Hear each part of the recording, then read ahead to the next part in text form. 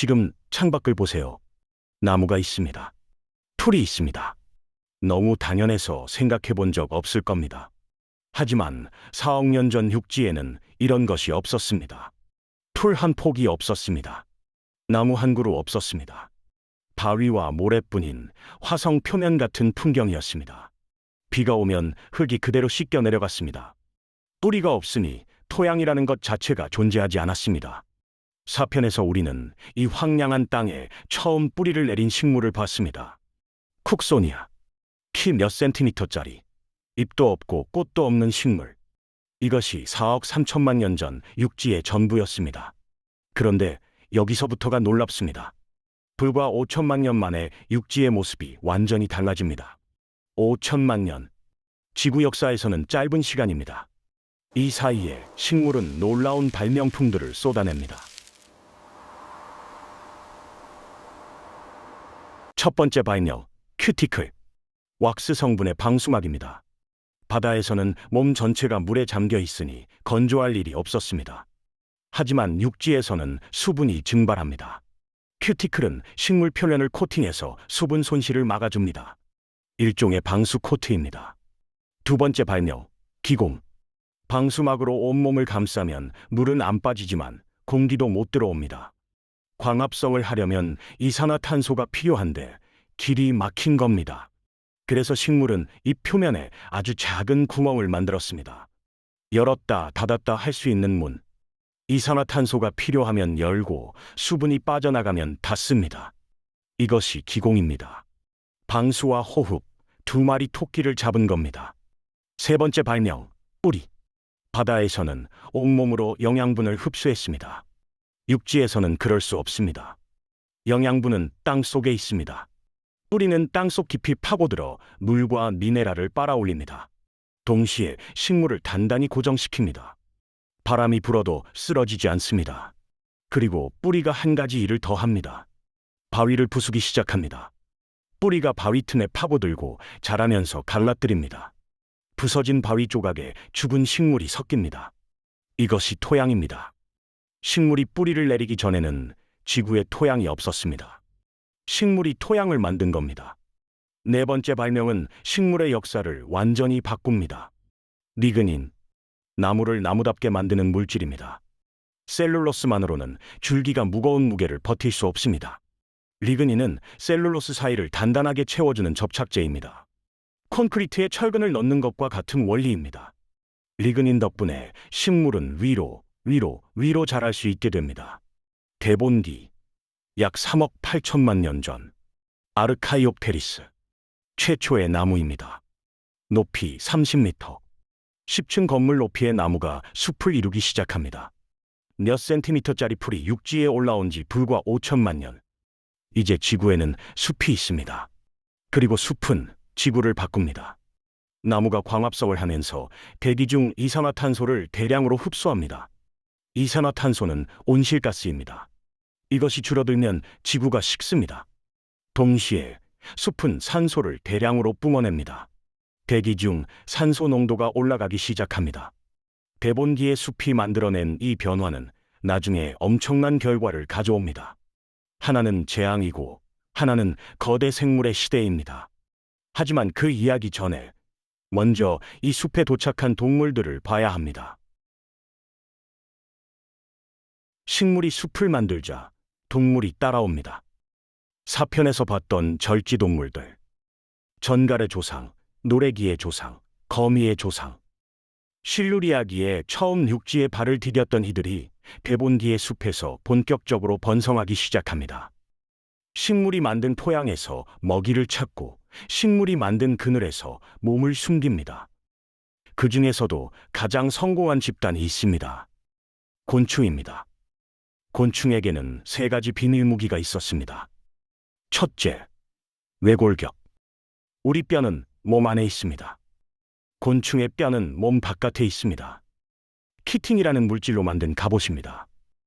이 갑옷이 수분 증발을 막아주고 외부 충격에서 몸을 보호하고 근육이 붙을 뼈대 역할까지 합니다. 한마디로 있는 방수 전투복입니다. 둘째, 기관 호흡. 곤충에게는 폐가 없습니다. 대신 몸 옆면에 작은 구멍이 줄지어 있습니다. 숨구멍입니다. 이 구멍으로 공기가 들어와서 가느다란 관을 통해 몸 구석구석에 직접 산소를 전달합니다. 혈액이 산소를 운반할 필요가 없습니다. 산소가 직접 세포를 찾아가는 겁니다. 효율적이지만 한 가지 한계가 있습니다. 관이 길어지면 산소가 깊숙이 도달하기 어렵습니다. 그래서 곤충은 크기에 제한이 있습니다. 몸이 커지면 안쪽 세포에 산소가 닿지 않습니다. 이것이 오늘날 곤충이 작은 이유입니다. 그런데 만약 공기 중 산소가 훨씬 많다면 어떨까요? 관이 길어도 산소가 충분히 도달할 수 있지 않을까요? 바로 그런 시대가 왔습니다. 석탄기. 약 3억 5천만 년 전, 대본기에 시작된 거대한 숲이 전 지구를 뒤덮습니다. 이 숲이 광합성으로 쏟아내는 산소의 양이 어마어마합니다. 대기 중 산소 농도가 치솟습니다. 오늘날 산소 농도는 21%입니다. 석탄기에는 35%까지 올라갔습니다. 거의 2배 가까운 산소. 그리고 곤충에게 크기의 한계가 풀립니다. 메가네우라. 날개폭 70cm. 오늘날 비둘기보다 큰 잠자리입니다. 하늘을 날아다니며 다른 곤충을 사냥했습니다. 아르트로플레우라. 길이 2.5m. 사람 키보다 긴 노래기입니다. 숲바닥을 기어다니며 낙엽을 먹었습니다. 오늘날 기준으로 보면 악몽 같은 크기입니다. 하지만 이들은 석탄기 숲의 평범한 주민이었습니다. 산소가 풍부하니 곤충이 커질 수 있었고, 숲이 울창하니 먹이가 풍부했습니다. 그리고 곤충은 또 하나의 혁명을 이뤄냅니다. 셋째 비밀 무기. 날개입니다. 곤충은 지구 역사상 최초로 하늘을 난 동물입니다. 새보다 1억 5천만 년 앞섰습니다. 익룡보다도 1억 년 앞섰습니다. 처음에 날개가 어떻게 생겼는지는 아직 논쟁 중입니다. 체온 조절용 돌기가 커진 것일 수도 있고, 수면 위를 활강하던 구조가 발전한 것일 수도 있습니다. 하지만 결과는 분명합니다. 하늘이라는 완전히 새로운 공간이 열린 겁니다. 포식자를 피할 수 있고, 먹이를 더 넓은 범위에서 찾을 수 있고, 새로운 서식지로 이동할 수 있습니다. 3억 년 전 석탄기의 숲. 땅 위에는 2m가 넘는 노래기가 기어다니고, 하늘에는 비둘기만한 잠자리가 날아다닙니다. 숲은 높이 40m가 넘는 나무들로 빽빽합니다. 지구 역사상 가장 울창하고 가장 거대한 생물들이 살던 시대입니다. 하지만 이 숲에는 아직 한 가지가 빠져 있었습니다. 척추동물. 등뼈를 가진 동물. 우리의 조상. 이들은 아직 바다와 민물에 있었습니다. 그런데 이 시기, 물속에서 이상한 일이 벌어지고 있었습니다. 지느러미 안에 뼈가 자라고 있었습니다. 대본기. 약 4억 년 전에서 3억 6천만 년 전. 이 시기에 별명이 있습니다. 물고기의 시대. 바다와 민물, 어디를 봐도 물고기입니다. 턱이 없는 원시 물고기부터 온몸을 갑옷으로 두른 판피어, 지금의 상어 조상까지. 물고기는 캄브리아기 대폭발 이후 꾸준히 다양해졌고, 대본기에 점점을 찍습니다. 그런데 이 수많은 물고기 중에 유독 이상한 녀석들이 있었습니다. 엽지느러미어. 이름 그대로 입처럼 넓적한 지느러미를 가진 물고기입니다. 보통 물고기 지느러미는 가느다란 뼈살이 부채처럼 펼쳐진 구조입니다. 가볍고 유연해서 물속에서 헤엄치기에 좋습니다. 그런데 엽지느러미어의 지느러미는 달랐습니다. 안에 굵은 뼈가 있었습니다. 그 뼈에 근육이 붙어 있었습니다. 두껍고 튼튼한, 거의 팔다리에 가까운 지느러미였습니다. 왜 이런 구조가 진화했을까요? 얕은 물 때문입니다. 엽지느러미어는 주로 늪지대나 얕은 하천에 살았습니다. 바닥을 짚고 몸을 지탱하거나 수초 사이를 헤집고 다니려면 튼튼한 지느러미가 유리했습니다. 물속 생활에 적응한 결과였습니다. 그런데 이 적응이 예상치 못한 문을 열게 됩니다. 대본기 후반. 기후가 변하기 시작합니다. 건기와 오기가 뚜렷해지면서 얕은 물웅덩이들이 자주 말라붙습니다. 물이 줄어듭니다. 산소가 부족해집니다. 물고기들이 죽어갑니다. 이때 옆 지느러미어의 튼튼한 지느러미가 뜻밖의 역할을 합니다. 진흙 위를 짚고 몸을 끌고 옆 웅덩이로 이동할 수 있었습니다. 물이 있는 곳까지 기어갈 수 있었던 겁니다. 기어간 놈은 살고 못 간 놈은 죽었습니다. 자연 선택. 세대를 거듭할수록 지느러미가 더 튼튼한 개체가 살아남습니다. 지느러미는 점점 팔다리에 가까워집니다. 하지만 이 과정을 직접 보여주는 화석이 있을까요? 물고기도 아니고 양서류도 아닌 딱 그 중간 단계의 생물. 2004년까지 이 화석은 발견되지 않았습니다. 닐 슈빈, 시카고 대학교 고생물학자. 그는 이 잃어버린 연결고리를 찾겠다고 결심합니다. 전략은 단순했습니다. 약 3억 7,500만 년 전 지층을 찾는 것. 물고기가 아직 물에 있던 시기와 양서류가 육지에 나타난 시기 사이. 그 시간대의 암석이 지표면에 노출된 곳. 슈빈은 지질 지도를 펼쳤습니다. 캐나다 북극, 엘즈미어 섬. 북위 76도. 사람이 거의 살지 않는 곳입니다. 여름에도 기온이 영상 몇 도. 하지만 그곳에 3억 7,500만 년 전 민물 퇴적암이 노출되어 있었습니다. 슈빈의 팀은 1999년부터 탐사를 시작합니다. 첫 해, 아무것도 못 찾았습니다. 이듬해도 마찬가지. 그 다음 해도. 4년 동안 내년 여름 북극으로 가서 얼어붙은 바위를 쪼갰습니다. 동료들은 걱정했습니다. 정말 있긴 한 거야? 2004년, 5번째 여름. 조수 한 명이 바위 표면에서 튀어나온 주둥이를 발견합니다. 물고기 같은 비늘. 그런데 머리 뒤에 목이 있습니다. 물고기에게 목은 없습니다. 머리와 어깨가 붙어 있는 게 물고기입니다. 그런데 이 화석은 고개를 돌릴 수 있는 목 구조를 갖고 있었습니다. 지느러미를 꺼내봤습니다. 안에 뼈가 있습니다. 윗팔뼈, 아랫팔뼈, 그리고 손목뼈. 지느러미인데 손목이 있었습니다.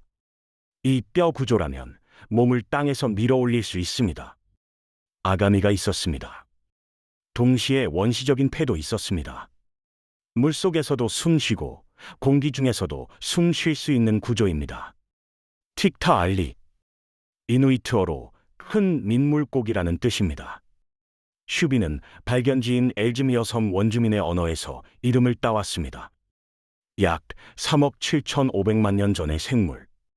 물고기의 비늘과 아가미를 가졌지만 목이 있고 손목이 있고 폐가 있었습니다. 물고기도 아니고 양서류도 아닌. 정확히 그 사이. 틱타알릭 이후 변화는 가속됩니다. 아칸토스테가 4개의 다리가 있습니다. 발가락이 8개. 아직 물속에서 주로 살았지만 다리의 구조는 분명합니다. 이크티오스테가 더 튼튼한 다리, 더 강한 갈비뼈. 육지에서 몸무게를 지탱할 수 있는 골격입니다. 지느러미가 다리가 되었습니다. 아가미가 폐로 바뀌었습니다. 물고기가 땅 위를 걷기 시작했습니다. 물고기가 다리를 발명한 것이 아닙니다. 마르는 웅덩이가 세대를 거쳐 물고기의 지느러미를 다리로 바꾼 겁니다. 그리고 이 4발 달린 동물들. 최초의 양서류. 이들이 우리의 조상입니다. 당신의 손목뼈는 틱타알릭의 지느러미 안에 이미 있었습니다. 3억 7,500만 년 전부터. 그런데 이 양서류들이 막 육지에 자리 잡으려는 순간 지구에 재앙이 닥칩니다. 아이러니하게도 원인은 육지를 먼저 정복한 식물이었습니다. 식물은 육지의 영웅이었습니다. 토양을 만들고 산소를 뿜어내고 동물이 살 수 있는 세상을 만들었습니다. 그런데 그 식물이 대멸종을 일으킵니다. 약 3억 7,500만 년 전. 데본기 후기 대멸종. 해양 생물의 약 75%가 사라집니다. 5대 대멸종 중 2번째. 원인은 2가지입니다. 둘 다 식물 때문입니다. 첫 번째. 나무가 대기 중 이산화탄소를 빨아들입니다. 광합성을 하려면 이산화탄소가 필요합니다. 숲이 넓어질수록 더 많은 이산화탄소가 대기에서 사라집니다. 이산화탄소는 온실가스입니다. 이것이 줄어들면 지구가 식습니다. 대번기에 폭발적으로 확산된 숲이 대기 중 이산화탄소를 대량으로 흡수합니다. 지구의 온도가 떨어지기 시작합니다. 두 번째, 식물의 뿌리가 암석을 풍화시킵니다. 뿌리가 바위 틈에 파고들고 화학 반응으로 바위를 녹입니다. 바위에서 빠져나온 영양분이 비와 강을 타고 바다로 흘러들어갑니다. 영양분이 바다에 쏟아지면 좋은 일 같죠? 처음에는 그렇습니다. 영양분이 풍부해지면 플랑크톤이 폭발적으로 증식합니다. 그런데 그 플랑크톤이 죽으면서 문제가 시작됩니다. 죽은 플랑크톤이 바다 밑바닥에 가라앉습니다. 분해되면서 산소를 소모합니다. 엄청난 양의 플랑크톤 사체가 분해되면서 바다의 산소가 사라집니다. 해양 무산소화. 바다가 질식하는 겁니다. 오늘날에도 비료가 강으로 흘러들면 같은 일이 벌어집니다. 녹조 현상. 영양분 과잉으로 조류가 폭발하고 죽으면서 물속 산소를 고갈시키는 것. 대번기에 지구 전체 규모로 이 일이 벌어진 겁니다. 지구 냉각과 해양 무산소화. 이 이중 타격에 바다 생물이 쓰러집니다. 대번기를 지배하던 판피어, 갑옷 물고기, 몸 길이 6m가 넘는 던클레오스테우스 같은 거대 포식자가 있었습니다.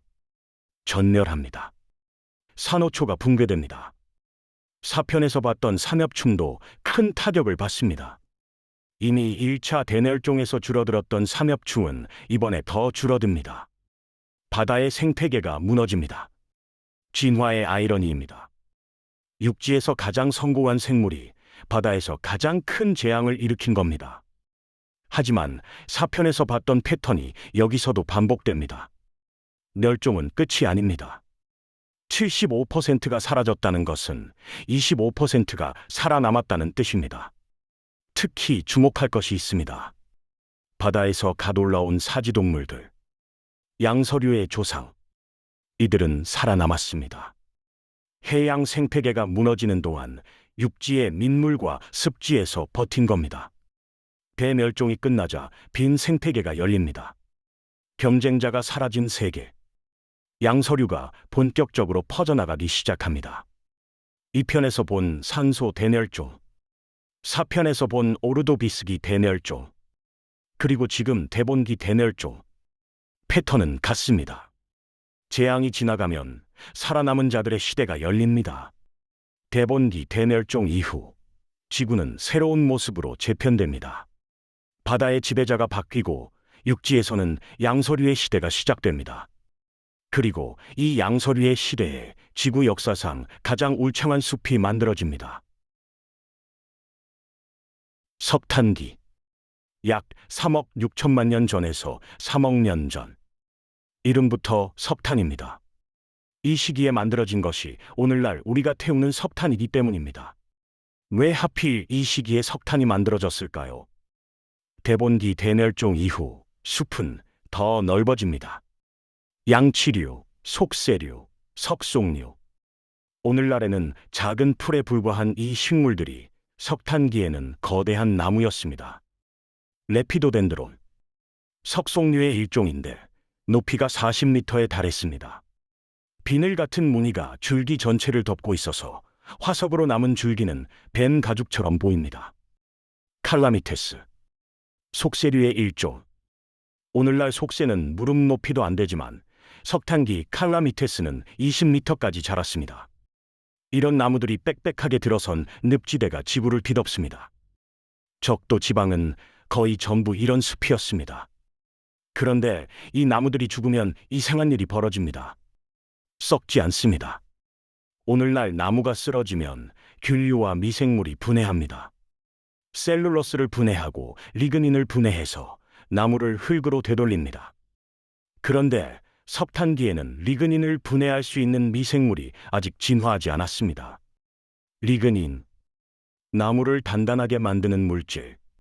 식물은 이것을 발명했지만 자연은 아직 이것을 부수는 방법을 만들지 못한 겁니다. 결과는 놀랍습니다. 나무가 쓰러져도 분해되지 않고 쌓입니다. 그 위에 또 나무가 쓰러져 쌓입니다. 수천 년, 수만 년, 수백만 년. 쌓인 나무 위에 퇴적물이 덮입니다. 압력과 열이 가해집니다. 나무가 석탄으로 바뀝니다. 지구 역사에서 석탄이 이렇게 대량으로 만들어진 시기는 석탄기가 유일합니다. 이후에는 리그닌 분해 규유가 진화해서 나무가 죽으면 정상적으로 썩기 시작합니다. 석탄이 더 이상 대량으로 만들어지지 않습니다. 오늘날 화력발전소에서 태우는 석탄. 3억 년 전 나무입니다. 3억 년 전 햇빛 에너지가 나무에 저장됐고 그것을 지금 꺼내 쓰고 있는 겁니다. 한편 나무가 썩지 않고 쌓인다는 것은 또 다른 의미가 있습니다. 나무 안에 갇힌 탄소가 대기로 돌아가지 않습니다. 광합성으로 흡수한 이산화탄소가 석탄 속에 갇혀버리는 겁니다. 대기 중 이산화탄소가 계속 줄어들고 대신 산소가 계속 쌓입니다. 산소 농도 35%. 이 산소가 거대 곤충을 만들었습니다. 70cm 잠자리, 2.5m 노래기. 동시에 이 높은 산소는 양서류에게도 유리했습니다. 대본기 대멸종 이후 빈 생태계를 차지한 양서류가 석탄기에 전성기를 맞습니다. 늪지대 어디에나 양서류가 있었습니다. 하지만 양서류에게는 극복하지 못한 한계가 하나 있었습니다. 물. 양서류는 알을 물에 낳아야 합니다. 개구리를 생각해 보세요. 알에 껍질이 없습니다. 젤리 같은 덩어리를 물속에 놨습니다. 물이 없으면 알이 말라 죽습니다. 그래서 양서류는 아무리 육지에서 살아도 번식할 때는 반드시 물가로 돌아가야 했습니다. 바다에서 벗어났지만 완전히 자유롭지는 못한 겁니다. 물가에서 멀리 떨어진 내륙으로는 갈 수 없었습니다. 그런데 석탄기 후반, 약 3억 1천만 년 전, 파충류가 등장합니다. 그리고 파충류는 한 가지를 발명합니다. 양망란. 겉을 단단한 껍질로 감싼 알입니다. 껍질 안에는 양막이라는 주머니가 있고 그 안에 물이 들어 있습니다. 배아는 이 물 속에서 자랍니다. 바다를 알 속에 집어넣은 겁니다. 양망란이 있으면 물가에 갈 필요가 없습니다. 어디서든 알을 낳을 수 있습니다. 사막 한가운데서도, 산 꼭대기에서도, 물에서 완전히 자유로워진 겁니다. 그런데 한 가지 생각해 볼 것이 있습니다. 양망란 속 배아는 물에 둘러싸여 자랍니다. 이것은 파충류만의 이야기가 아닙니다. 포유류도 마찬가지입니다. 엄마 뱃속의 양수. 아기는 양수라는 물속에서 자랍니다. 38억 년 전 바다에서 태어난 생명이 4억 년 전 육지로 올라왔지만 새 생명이 자라는 곳은 여전히 물속입니다. 바다를 떠났지만 바다를 몸 안에 품고 있는 겁니다. 어쩌면 생명은 물을 완전히 떠난 적이 한 번도 없는지 모릅니다. 4억 5천만 년 전 식물이 처음 물 밖으로 나왔습니다. 그 뒤를 절지동물이 따랐고 물고기가 다리를 만들어 올라왔습니다. 1억 5천만 년에 걸친 대이동이었습니다. 각 단계마다 새로운 발명품이 필요했습니다. 큐티클이 없었으면 식물은 말라 죽었을 겁니다. 뿌리가 없었으면 토양이 만들어지지 않았을 겁니다. 외골격이 없었으면 곤충은 육지에서 버틸 수 없었을 겁니다. 폐가 없었으면 물고기는 물 밖에서 숨을 쉴 수 없었을 겁니다. 양망란이 없었으면 척추동물은 영원히 물가에 묶여 있었을 겁니다. 생명은 한 번에 육지를 정복하지 않았습니다. 한 발명, 한 발명, 차근차근. 그리고 매번 새로운 위기가 새로운 발명을 밀어냈습니다. 바다가 마를 때 지느러미가 다리가 됐고 물가가 부족할 때 양망란이 태어났습니다. 위기가 혁신을 만들었습니다. 어쩌면 진화라는 말은 살아남으려는 의지의 다른 이름인지도 모릅니다. 38억 년 동안 생명은 단 한 번도 포기하지 않았습니다. 산소가 독이 되면 독을 연료로 바꿨고 바다가 마르면 다리를 만들어 걸었고 물가가 없으면 물을 몸 안에 품었습니다. 어떤 위기가 와도 살아남는 방법을 찾아냈습니다. 그것이 생명입니다. 이제 파충류가 양망란을 들고 대륙으로 걸어 나갑니다. 이 파충류 중 하나가 곧 지구를 지배하게 됩니다. 등에 독 같은 구조물을 단 디메트로돈. 네 발로 느리게 걷는 투박한 파충류. 이것이 시작입니다. 이들 중 일부는 포유류의 조상이 되고 다른 일부는 전혀 다른 방향으로 진화합니다. 두 발로 서고 몸이 커지고 이빨이 날카로워집니다. 공룡. 다음 편에서는 그 이야기가 시작됩니다. 지구 역사상 가장 극적인 대멸종. 전체 종의 96%가 사라지는 폐렴기 대멸종. 그리고 그 폐허에서 일어선 공룡의 시대.